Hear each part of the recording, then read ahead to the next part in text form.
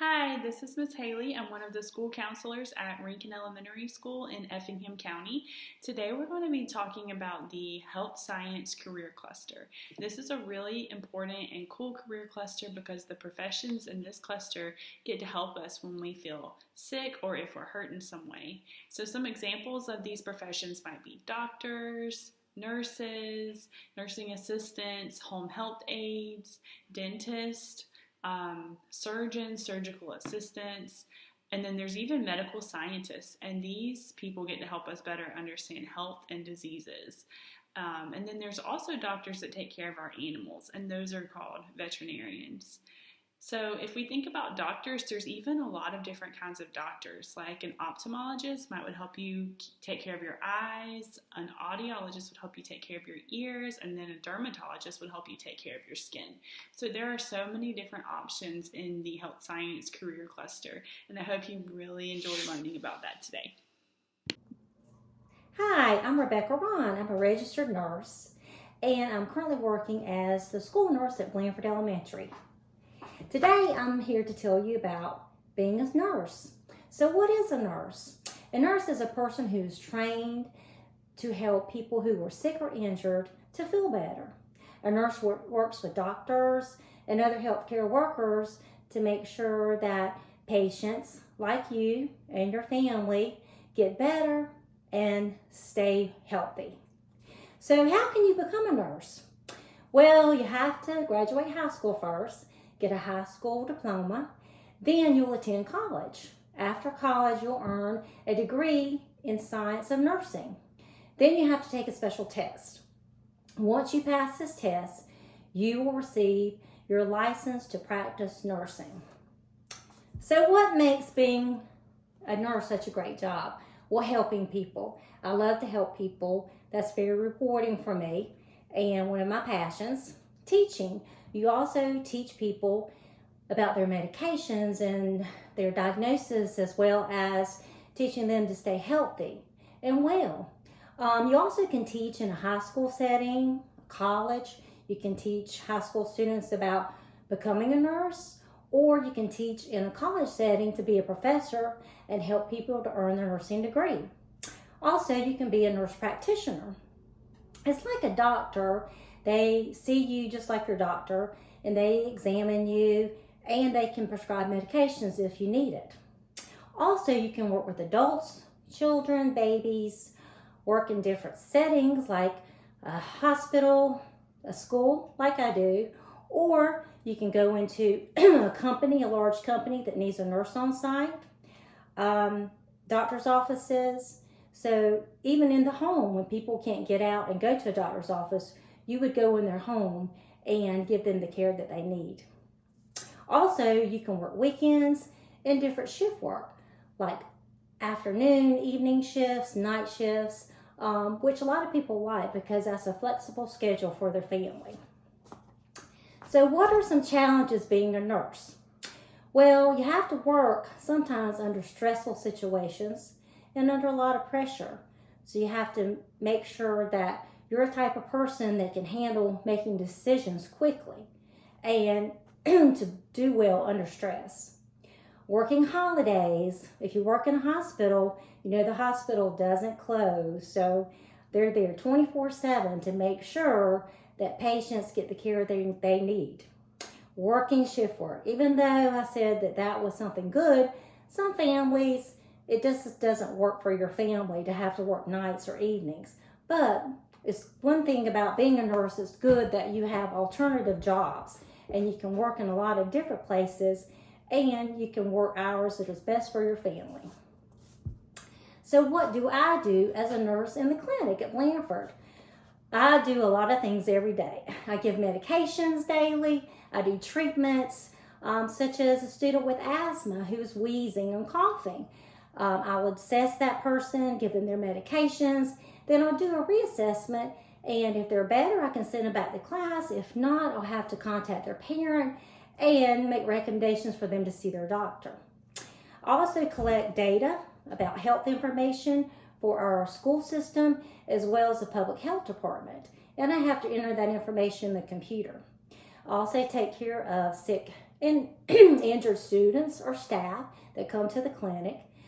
I have to enter all this information, the medications, the treatment, my assessments, and what I do for those people who come to the clinic into the computer. And this is called documentation or charting. You have to be prepared for any emergency at any time because you never know what might happen. Someone could have a severe allergic reaction or have a severe injury, and you have to know what to do in those situations. I call parents and doctors, and I do a lot of teaching. I teach students and parents about their disease process, their diagnoses, as well as trying to stay healthy and well, and also teach the staff about patients in the clinic, about the students, and what kind of care they need at school. Well, I know right now you guys are at home, and I'm at home too. Our superintendent and our principals have asked us to stay home, to stay well and healthy as we're dealing with the coronavirus. But you know what? You can do your part to stay healthy. Make sure that you wash your hands a lot. You know, when you're washing your hands, you can sing the happy birthday song. So once you complete the happy birthday song, then you've washed your hands, all the germs are down the sink, and you've done a great job. That's about 20 seconds, so make sure you take the time to wash your hands very well, front and back, around your thumbs, around your wrist. Also, you can cover your coughs. I know you hear this a lot at school. When you're coughing or sneezing, we want to cover with our elbow. Cover and cough. Or use a tissue, throw the tissue away, and wash your hands. And not touching our face. Not touching our eyes, nose, and mouth, because this spreads germs, and this is another way to stay healthy. If you do go out of your home with your parent, then you need to make sure that you use social distancing. That's kind of a big word, but that means that you need to stay at least 6 feet away from other people so we won't spread our germs. I hope you guys stay healthy and well during this time, and I just want to give a shout out to my little Blue Jay birds. I miss you very much, and I hope to see you soon. Take care. Bye-bye. Hey guys, my name is Andy Lee, and I'm a veterinarian. So I'm basically a doctor for animals. I mostly do dogs and cats. Those are the animals that I see, but a veterinarian can be a doctor for any type of animal. Cows, horses, zoo animals, lions, tigers, reptiles, snakes, anything. That's one of the cool things about being a veterinarian is you can be a doctor for whatever you want to do. I pretty much see dogs and cats mostly, sometimes horses and cows too. And that's my dog back there, Ebo. He's a chocolate lab, and chocolate labs are some of the coolest dogs ever. And that's coming from a veterinarian, so just saying. Okay, education. Education for being a veterinarian that's probably the most important thing to becoming a veterinarian. So obviously you have to go through, elementary school, middle school, high school. And then after high school, you have to go to college for 4 years, usually. And then veterinary school starts after college. And veterinary school is another 4 years. So it's a lot of education. After you graduate high school, 4 years of college, 4 years of vet school. Now, just because you graduate high school and go to college and graduate college doesn't mean you will be able to go to vet school. So the most important thing to go along with the education is not just how much education there is, but how you do in the education. So basically, you want to have good grades. You want to make as many A's as possible. Because vet schools, they select you after you graduate college. Kind of like on the playground, if you're getting picked for kickball or for football, some people get picked first, some people get picked last or not at all. With vet school, they pick who they want, and if you don't have straight A's, they may not pick you. So all the way through school, starting now, all the way through college, you want to make as many straight A's as possible. That's important. So stay in school, make good grades. Next, a normal day at work for me, basically I come into the clinic, I might do some surgeries, I I may see some sick animals, do like shots, stuff like that. Basically what happens is the clients come into my clinic, they present their animal, they bring their dog or their cat with them, they tell me what they need, whether it be shots or whatever, or if it's sick, they'll tell me what kind of sickness the animal has, how long it's been going on, and then I'll check the animal out and see what I can do to try to make it better. So let's see, the best part about my job is definitely the animals, getting to work with animals. Some animals are not so easy to work with, but that's not all of them. Most of them are pretty cool, and being able to heal a sick animal or something that's hurt, make it better, that's the best part of the job is, being a doctor and being able to heal stuff that comes to you. That's definitely the best part.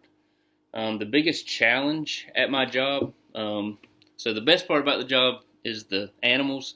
The biggest challenge is probably the people, and not in like a bad way, but sometimes animals come to me and they can be just a little bit sick, or they can be very, very sick. And sometimes if they're very sick or hurt really bad, it can be really hard to try to treat them to make them better. And the biggest thing with that is it can be expensive. And sometimes people aren't able to afford or, can't always do everything that's needed for the animal.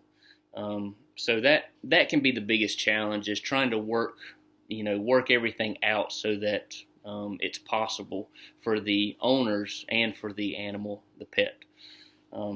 So that's probably the biggest challenge that we face. The coronavirus has definitely affected my job in that people no longer are coming into the vet clinic. Basically, they come to the parking lot, they drop the animal off, and we bring the animal into the clinic because we want to practice social distancing as much as possible. So I'm still getting to see the animals, just not getting to see people as much, which sometimes is a good thing. Sometimes it can be more of a challenge as far as communication. All right, that's pretty much it. Thanks, guys. Remember, stay in school, make good grades.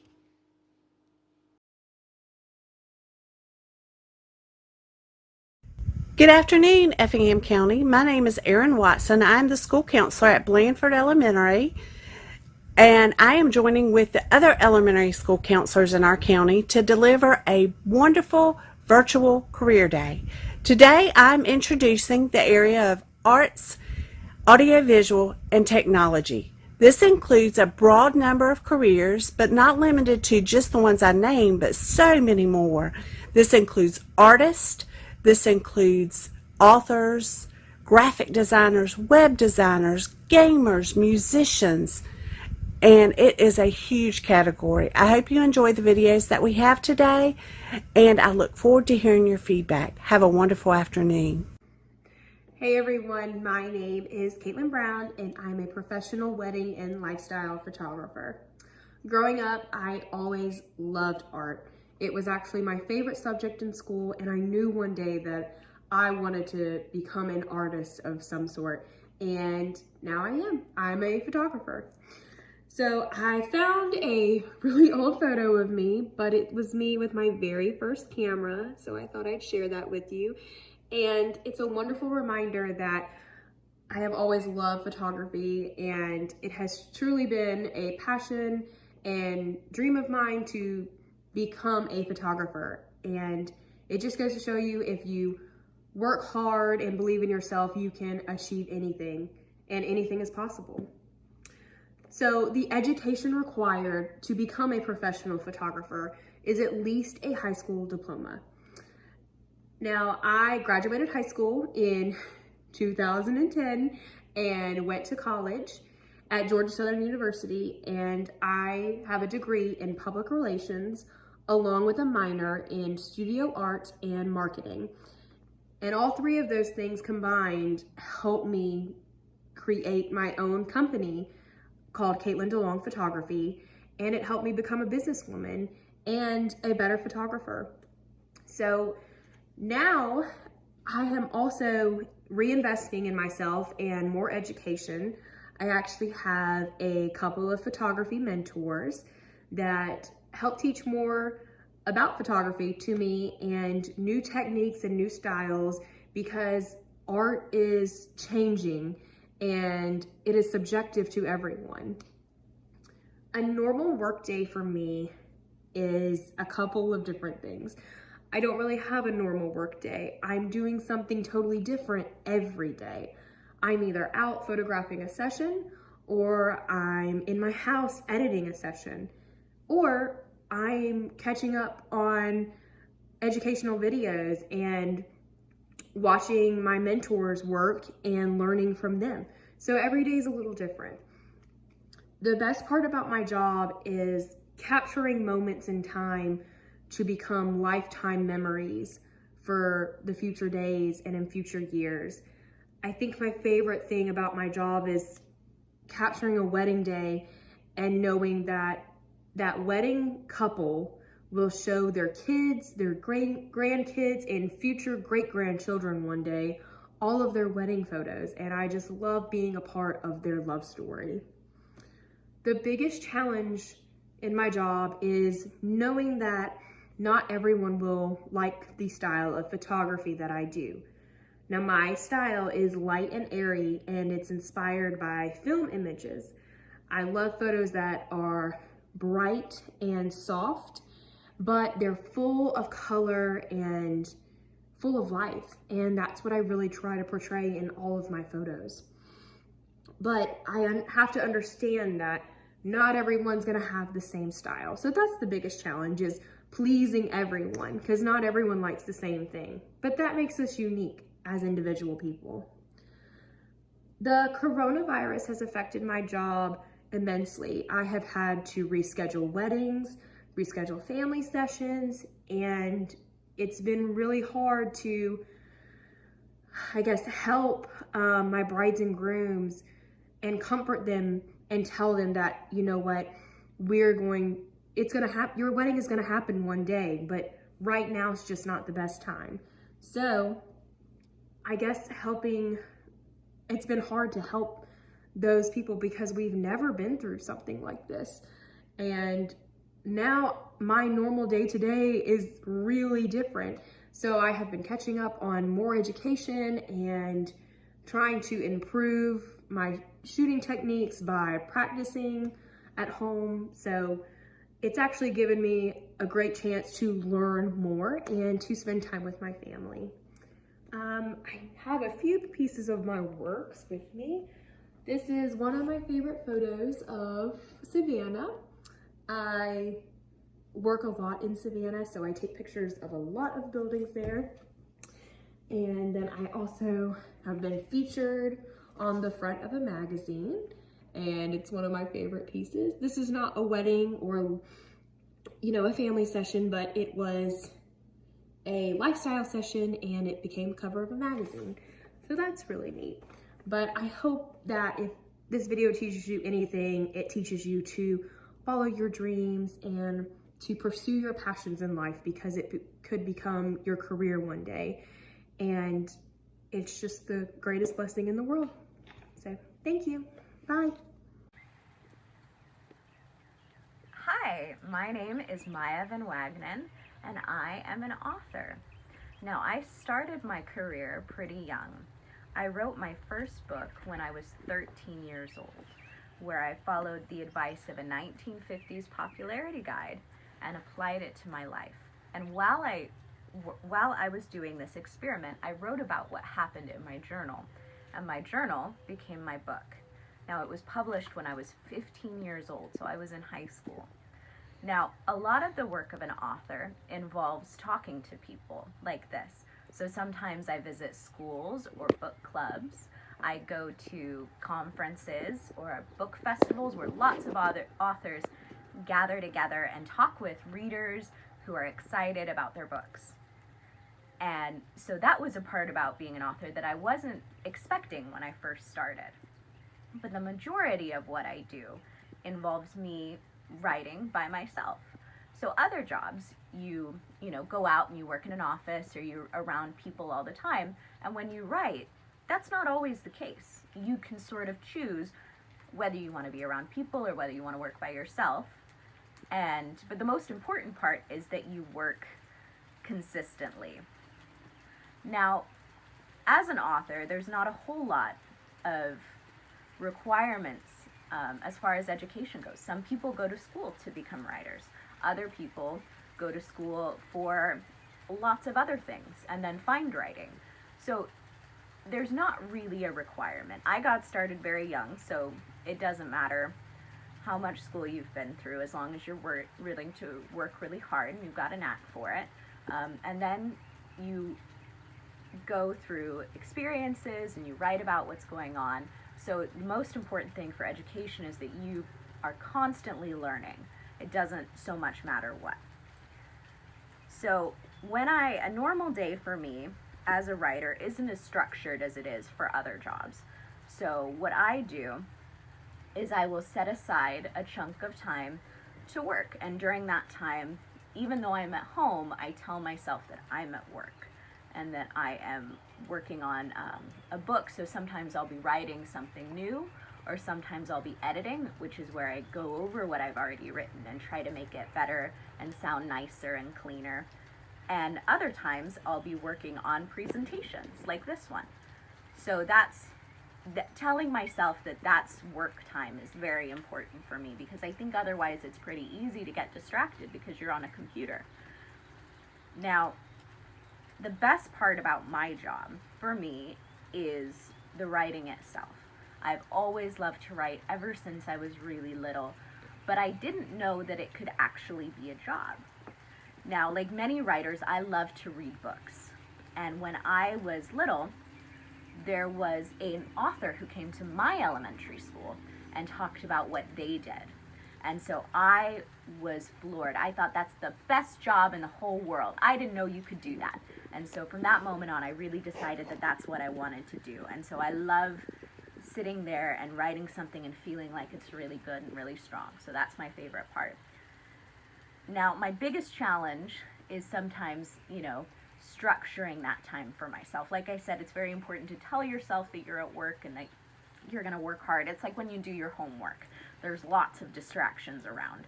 So that's probably my toughest part. Now, how has the coronavirus impacted my job? It's impacted lots of other people's jobs, but less so mine. The biggest thing, I think, for me and people whose jobs work well, that are naturally at home, is that we're all feeling very distracted and nervous. But one of the things that I love about writing is that it can take me somewhere else, and it gives me power over my situation. And whether I'm writing a story that I made up in my mind, or whether I'm writing about myself and my life, it's a very powerful, strong thing. Because when everything feels very up in the air and out of control, it's important to have something that you can do for yourself, that you are completely in charge of. And so one of the things I'm going to recommend to you guys is that you journal, that you write about your experiences right now, because you're living in a very interesting time. So write about your thoughts, write about your feelings, write about what's going on in your families, or what you're missing, or what you're excited for. And the best thing about a journal is that it's this free space where you can do whatever you need to do. And you're going to grow so much as a writer just by working consistently. That's the best part of it. So I'm so excited to see what all these young writers who have some time on their hands to journal and write about these experiences produce after all of this. So thank you so much, and it was wonderful to talk to you about my job as an author. Bye.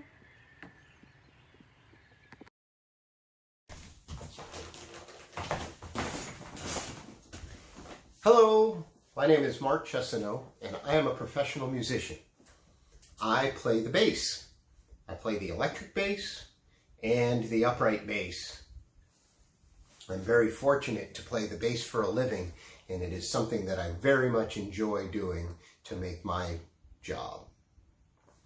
Anyway, in order to become a bass player, you don't necessarily have to go to college for it, but I did. I have 2 degrees in playing the bass. I went to the Eastman School of Music for my bachelor's degree and the University of Memphis for my master's degree in playing the bass.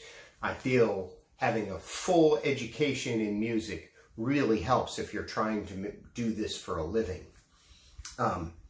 One of the things that's enabled me to do this for a living is the fact that I can play in lots of different situations. I can play in a symphony orchestra like the Savannah Philharmonic.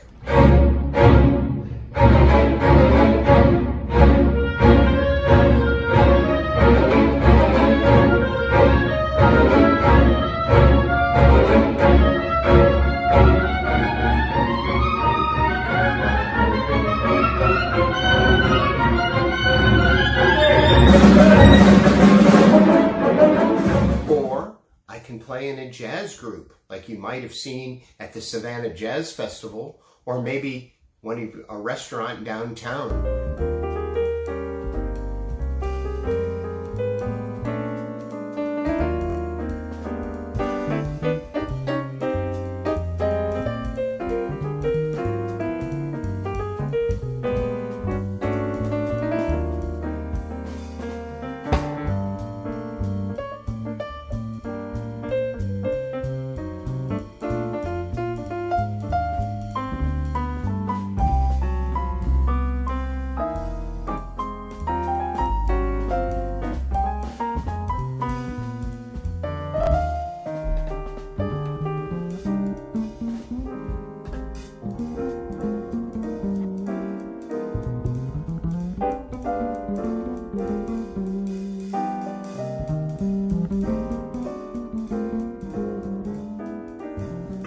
Anyway, also, sometimes you'll see me, I might be playing rock and roll down on the river, on River Street for a festival or something.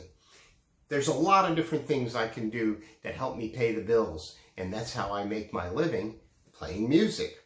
One more thing is, I work on the computer, and I'm able to do a lot of different types of things on the computer to make money as well. So, anyway, it is a very challenging career, but I feel it's very rewarding also. One of the challenges of the career is the fact that every day I have to make sure I know where I'm going. I have to be there on time. There is absolutely no such thing as ever being late when you are a musician. So I have to make sure I know exactly where I'm going, when I need to be there, and I need to be meticulously prepared for every situation that I might have. Okay? So I might have to play in the orchestra, and that means learning the music, which can be very complicated ahead of time. I might be at a certain job where I might need a lot of equipment, and I have to make sure my equipment is maintained to perfection every time so that it does not fail at any time. It's a big challenge to keep all of those things going, especially when you're in different places every night. So anyway, I've been very fortunate that I'm very busy as a professional musician, but that takes a lot of time out of my day, every day, to make sure that everything is exactly prepared. Now, you may know that the coronavirus has hit a lot of professions very hard. Professional music is no exception. It has absolutely been hit one of the hardest of all the professions. We are no longer permitted to congregate and enjoy music, so therefore we are resorting to doing music from our homes, and I've been able to do some things from my home, which has been very nice, but it certainly isn't paying the same as it was when we were able to go perform elsewhere. Anyway, I know we're going to all get through this and everything's just going to be fine on the other end, and I'm so glad that you guys are able to take your time out and learn about different professions as well. I'm keeping my hands clean, and I hope that you are too. So wash your hands, stay home, and we'll see you next time. If you have any questions about playing music or what I do for a living, go ahead and shoot me an email. I'm happy to answer.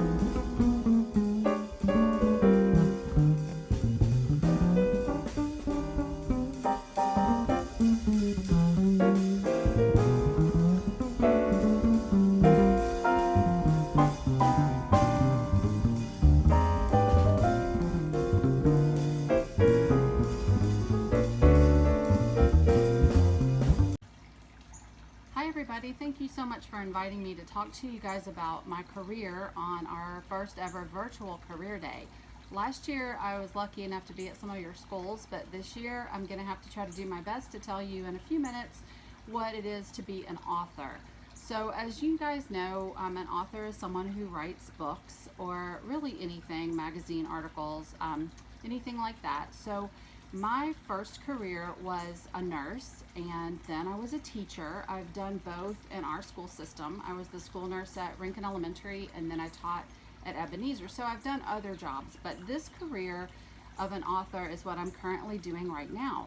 So what I had to do to be an author was to read a lot of books and then do a lot of research about how to write books. I took quite a few courses on writing, but you don't have to do anything particular, like any sort of college degree, to be an author.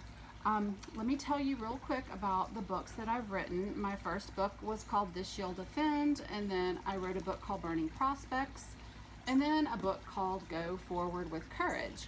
But the book that I came and talked to you guys about last year was my first children's book, Jeremiah Justice Saves the Day. So as an author, I wrote the words for this book, but definitely not the beautiful illustrations. They were done by Rashad Doucette, who is local to our area. He teaches at SCAD in Savannah. So as far as writing, the nice thing about it is I don't have to wear any specific clothes to go to work like I did as a nurse or even a teacher. I can sit outside or sit in a place like Starbucks as long as I have a computer, which is what I write on, and then also books and things like that that I use to do research. So for instance, I'm writing a historical story about a little boy that lived on a ship a long time ago. So I have books like this that I've gotten to do some research. Also, of course, you guys know you can research on the internet. So the best part of this job for me is that I can work from anywhere. If I want to take my computer and sit in a park in downtown Savannah and write, I can do that if I want to.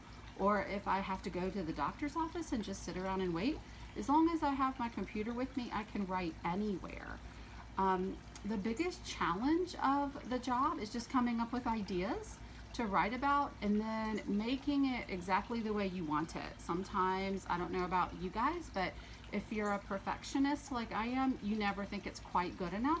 And at some point, you have to be finished with your story and send it off to an editor and a publisher. And you have to just decide that it's good enough. The coronavirus has affected everybody's work day. Your teachers are at home now teaching you from there, and you guys are at home. I'm also here at home, which doesn't affect my job really at all as a writer, because I can get my work done here just as well as I could get it done anywhere else. But it's hard to sometimes tune out everything that's going on in the world and just keep your mind focused on a story. So that's probably been the biggest challenge of coronavirus right now as far as how it's affecting my life as an author. So I wish that I could answer any questions that you guys might have about writing books. I hope that if you have any interest in writing books, you're going to explore that. And you could certainly email me if you have any questions. Your teacher can get that from me. So anyway, just feel free to write and ask anything. And if you like writing, just keep writing. Just keep telling the stories that only you can tell. Share the stories that are in your heart that you want to get down there on paper and share with the world. So anyway, guys, stay safe and healthy, and I hope to be back in person at your school next year. Bye.